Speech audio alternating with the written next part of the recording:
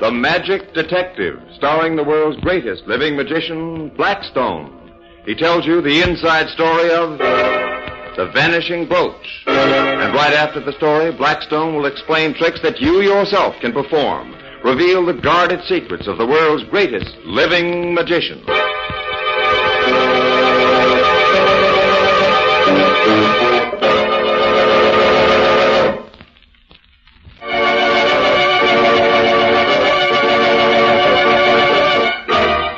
And now, stand by for Blackstone, the Magic Detective. What's this, Ellen? I'm going to put this ring of mine down here on the table. What about it? Well, you just watch him and see. Now, there it is, lying right there by this little carved box. Now, I pass my hands over it, and It's gone. Where'd it go, Alan? Can you figure it out? Oh, I know. It went into the box. Here's the box. See if you can find it. Well, it doesn't rattle when I shake it. Yet it must be here. It can't have vanished into thin air. Well, sometimes jewels seem to, don't they, Blackstone? They certainly seem to. Remember that case at White, Snow, and Carter's? Sure, they vanished there, all right.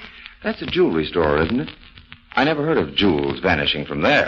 It was pretty well hushed up at the time. What's the story? Tell Alan about it, Blackstone. Well, Rhoda and I went into White, Snow, and Carter's one day to have my watch repaired. As we were standing at the counter waiting to be served, Miss Fanning, the manager, came up to us. Oh, Mr. Blackstone, how providential that you came in this morning. Oh? I was going to call you. Would you mind stepping into my office for a moment? Not at all. Thank you so much. Right this way.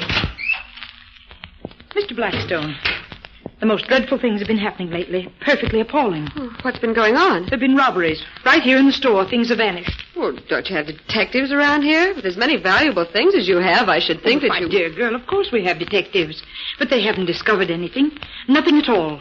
We've checked our clerks. We've kept an eye out for shoplifters. We've done everything. And still things disappear? Yes. Why, only yesterday a ring, a sapphire ring, was spirited away right from the counter. Well, what have the police to say about all this? Mercy, we haven't called them. Well, we couldn't. It would ruin us. Well, why? Most of our jewels are here on consignment. Well, you don't think people would continue to trust their valuables to us if the news got out. We've made good all losses so far, but we can't afford to continue indefinitely, even to escape the publicity.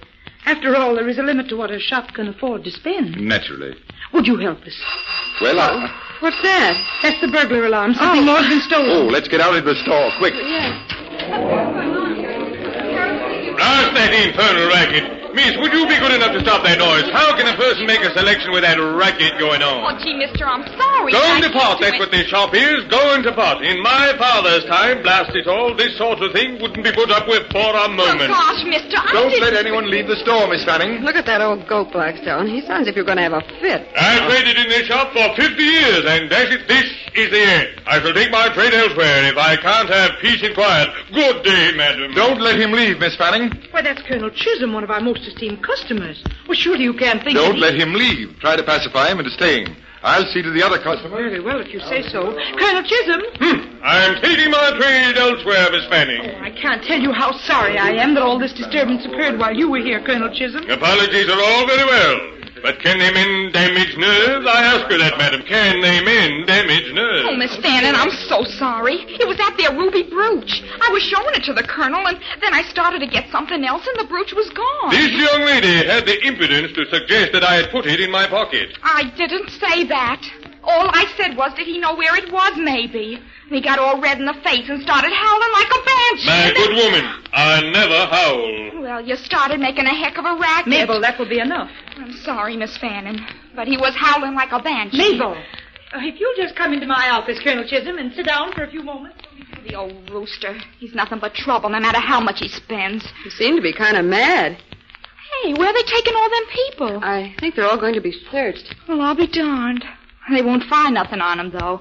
This happened yesterday when that sapphire ring vanished. Huh? Same thing. I was waiting on the colonel then, too. He got awful hot under that funny wing collar of his.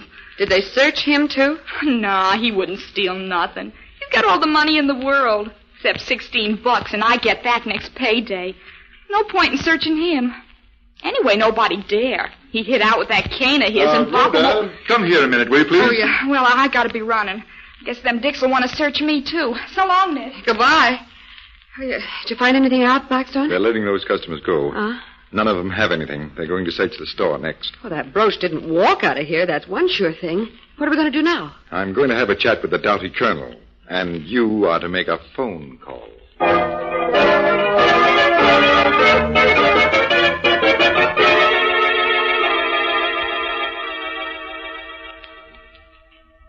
It's an outrage. My attorney will call on you in the morning, Miss Fanning, and as for you, Mr. Blackstone, I promise you we will settle this in the courts of law. Oh, Colonel Chisholm, it's a dreadful mistake, I assure you. Oh, Mr. Blackstone was overstepping a little when he insisted on searching you. You have my apology, and you shall have the written ones of my board of directors in the morning. I can't tell you. Search like a common thief. I, one of the Chisholms of Kentucky, search like a common thief. My hat, if you please. I shall leave immediately to consult my attorney and my doctor. My nerves, you know. One moment, if you please, Colonel. I certainly do not please. I've been searched. You found nothing. My hat, Blackstone. I think we shall keep your hat, Colonel. I beg your pardon, my good man. We shall need it as evidence. Mr. Blackstone, have you lost your mind? Why, Colonel Chisholm is one of our most esteemed customers. So you told me before, but here is the missing brooch, Miss Fanning, and Rhoda has called the police.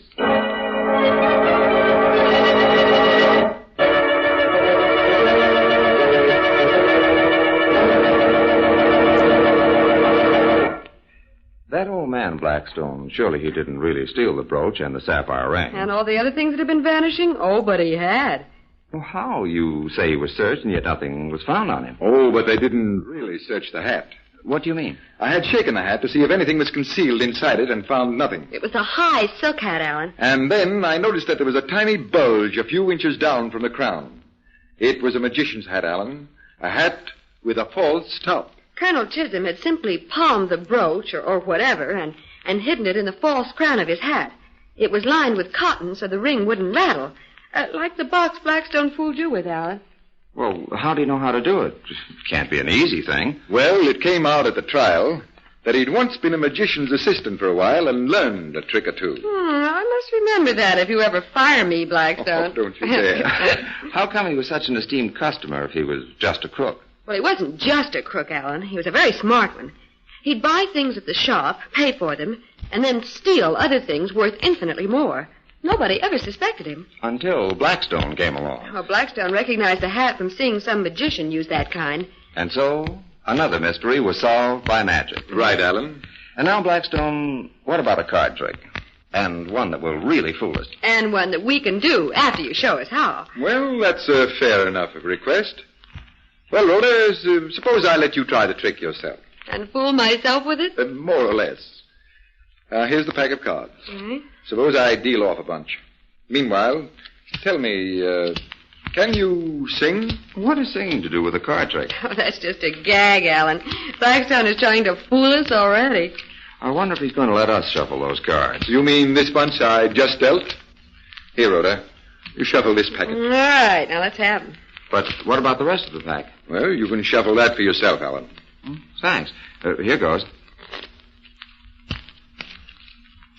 You shuffled enough? This bunch of cards is really mixed. And so's the rest of the pack. Good. From now on, the trick is all yours. Now, take that packet of yours, Rhoda. Hold it toward you so you can see the bottom card. All right. Remember that bottom card, but don't let me see it. I remembered it. Fine. Now, drop your cards on the pack that Alan is holding. There they are. Now, square that pack, Alan, and hand it to Rhoda. All right. There you are, Rhoda. I hope you remember that card. Well, hey, that's easy. Rhoda will find it for herself. You mean by looking for it? No, just by singing Yankee Doodle. Oh, now wait. I don't want you to wait. Just sing Yankee Doodle and deal cards right off the pack in time to the music. Silly, but here goes. Yankee Doodle went to town riding on a pony. Put a feather in his hat and called it macaroni. Stop right there. Of course I'll stop. The song's over. But hold that card. Huh? The card you finished the song with. All right. What about it? What was the card you looked at in the first place? The 6 of hearts. Turn up the card and look at it. The card and look at... That's a 6 of hearts. Surprised, Rhoda? I'll be back in a minute to show you how you did it.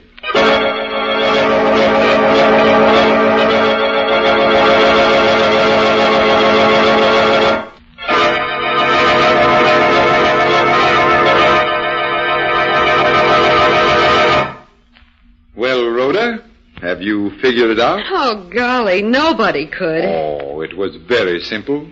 So simple that it couldn't miss. Now tell me, how many beats of music are there to Yankee Doodle?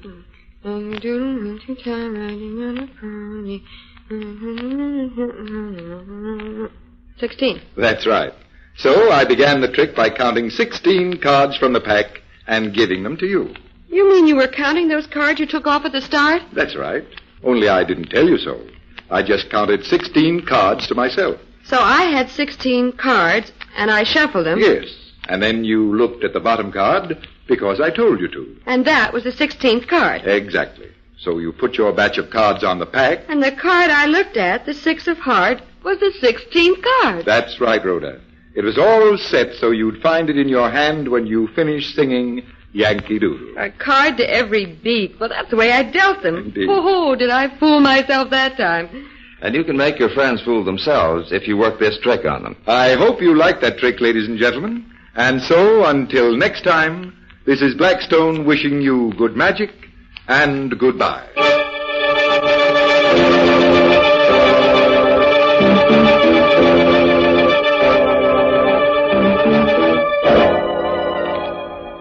Be with us next time when the world's greatest living magician, Blackstone, tells us the story of crimes on a merry-go-round and explains more tricks that you yourself can perform. Listen in again to Blackstone, the world's greatest living magician.